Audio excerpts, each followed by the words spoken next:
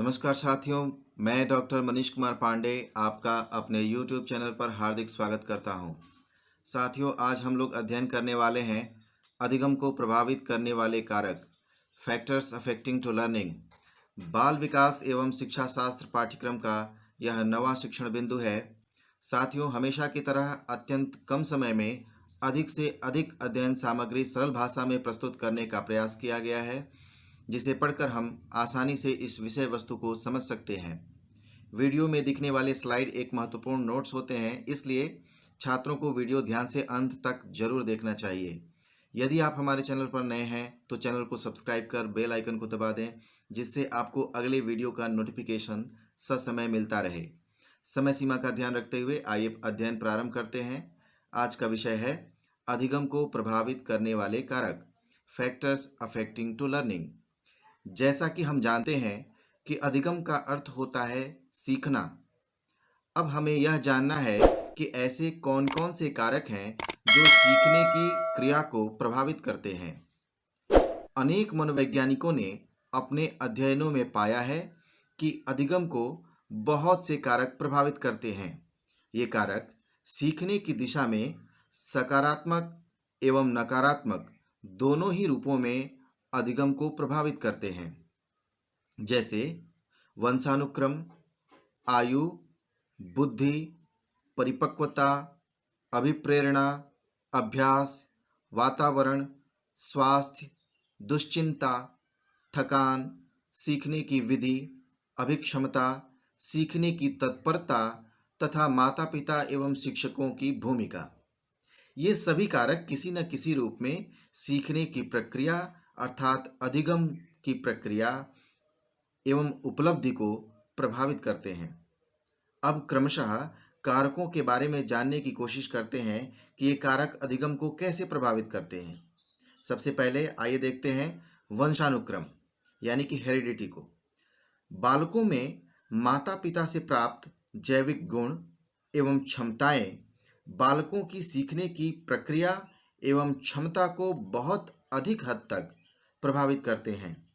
वंशानुक्रम बालकों में सीखने की सीमा को निर्धारित करते हैं। दूसरा, आयु। आयु अधिगम को प्रभावित करने वाला एक महत्वपूर्ण कारक है, क्योंकि ऐसा देखा गया है कि निम्न आयु एवं अधिक आयु में सीखना मंद होता है, परंतु बाल्यावस्था एवं किशोरावस्था में सीखने की प्रक्रिया बहुत तेज होती है। इसलिए अधिगम को प्रभावित करने वाला यह एक महत्वपूर्ण कारक माना गया है। तीसरा, बुद्धि। अधिगम को प्रभावित करने वाले कारकों में बुद्धि एक महत्वपूर्ण कारक है, क्योंकि ऐसा देखा जाता है कि तीव्र बुद्धि वाला बालक मंद बुद्धि बालक की अपेक्षा शीघ्र ही किसी कार्य को सीख जाता है। अनेक शैक्षिक अनुसंधानों में शैक्षिक उपलब्धि एवं बुद्धि के मध्य उच्च सहसंबंध पाया जाता है। अब जानते हैं परिपक्वता के बारे में। बालक में परिपक्वता के कारण अनेक शारीरिक एवं मानसिक क्षमताओं में परिवर्तन आते हैं, जिसके फलस्वरूप बालक का सीखना सरल हो जाता है। वहीं इसके अभाव में सीखना अत्यंत कठिन होता है। इसलिए अधिगम में परिपक्वता का बहुत बड़ा योगदान माना जाता है। अगला कारक है अभिप्रेरणा। अभिप्रेरणा सीखने की प्रक्रिया को प्रत्यक्ष एवं अप्रत्यक्ष रूप से प्रभावित करती है। जब बालक अभिप्रेरित होता है तो उसमें सीखने की जिज्ञासा अधिक होने के साथ साथ सीखने की प्रक्रिया भी तीव्र हो जाती है। यह अभिप्रेरणा मुख्य रूप से दो प्रकार की होती है, आंतरिक अभिप्रेरणा एवं बाह्य अभिप्रेरणा। आंतरिक एवं बाह्य अभिप्रेरकों में आंतरिक अभिप्रेरणा सीखने की प्रक्रिया को सर्वाधिक प्रभावित करती है तथा यह दीर्घ अवधि तक बालक को सीखने के लिए तत्पर बनाए रखती है। इसलिए हम कह सकते हैं कि अभिप्रेरणा अधिगम को सर्वाधिक प्रभावित करती है। अगला है अभ्यास। अधिगम को प्रयास एवं त्रुटि के सिद्धांत ने यह सिद्ध कर दिया है कि किसी क्षेत्र में बार बार अभ्यास के द्वारा हम अपनी गलतियों को कम करते जाते हैं और सीखते जाते हैं।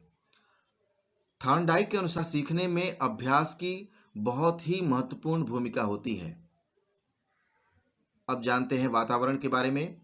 बालक का सीखना बालक के सामाजिक, सांस्कृतिक तथा आर्थिक वातावरण पर भी बहुत हद तक निर्भर करता है, क्योंकि ये वातावरण जहाँ बालक के अनुकूल होते हैं वहाँ अधिगम स्तर अच्छा होता है। वहीं निम्न सामाजिक अथवा आर्थिक वातावरण में पलने वाले बच्चों का अधिगम उपलब्धि स्तर भी निम्न ही देखा जाता है।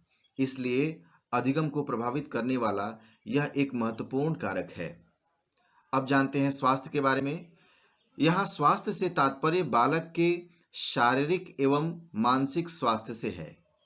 प्रायः यह देखा जाता है कि स्वस्थ रहने वाले बच्चे बीमार रहने वाले या कुपोषित बच्चों की अपेक्षा अधिक जल्दी सीखते हैं, क्योंकि बीमार बच्चों में दुश्चिंता, हताशा एवं कुंठा के भाव सीखने की जिज्ञासा को कम कर देते हैं, जिसके फलस्वरूप अधिगम स्तर निम्न रह जाता है। अब आइए जानते हैं दुश्चिंता के बारे में। जिस प्रकार उत्साह जिज्ञासा को प्रभावित करता है, उसी प्रकार दुश्चिंता हतोत्साह सीखने की प्रक्रिया को हताशा में बदल देता है, और यह हताशा या निराशा में सीखने की भावना क्षीण होती जाती है, जिसके फलस्वरूप सीखना प्रभावित हो जाता है। इसलिए दुश्चिंता को अधिगम को प्रभावित करने वाला एक महत्वपूर्ण कारक बताया गया। अब जानते हैं थकान के बारे में। सीखने की प्रक्रिया थकान से अत्यधिक प्रभावित होती है। यह थकान दो प्रकार की हो सकती है, शारीरिक थकान अथवा मानसिक थकान। एक थके हुए बालक में सीखने की क्रिया उदासीन होती है। बालक थकान के कारण किसी भी अभ्यास या गतिविधि में अरुचि दिखाता है, जिससे सीखना प्रभावित होता है। अब जानते हैं सीखने की विधि। सीखने की विधि भी सीखने की प्रक्रिया को प्रभावित करती है।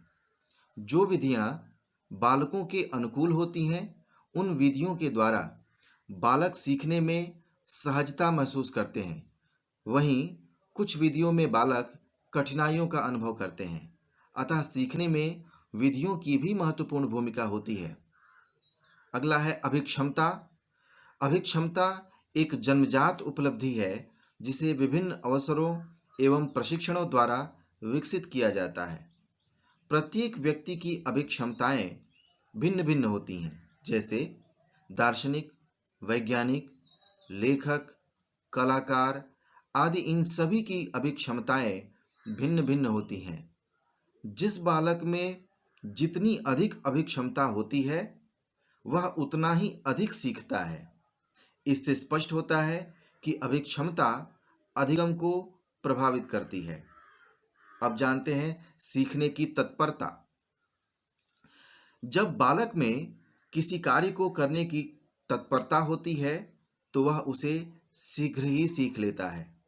यदि किसी बालक को किसी कार्य में रुचि न हो और उसे दबाव देकर सिखाया जाता है, तो वह उसे ठीक से नहीं सीख पाता है। अतः तत्परता भी अधिगम को प्रभावित करती है। थॉर्नडाइक ने इसे अधिगम के लिए एक महत्वपूर्ण कारक बताया। अब जानते हैं माता पिता एवं शिक्षकों की भूमिका।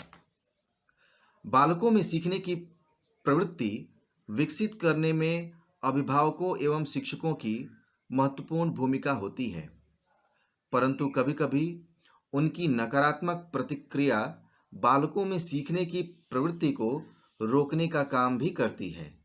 इसलिए अभिभावकों एवं शिक्षकों को बालकों के साथ व्यवहार के समय सतर्क रहना चाहिए, क्योंकि उनका व्यवहार बालक के अधिगम उपलब्धि को प्रभावित करता है।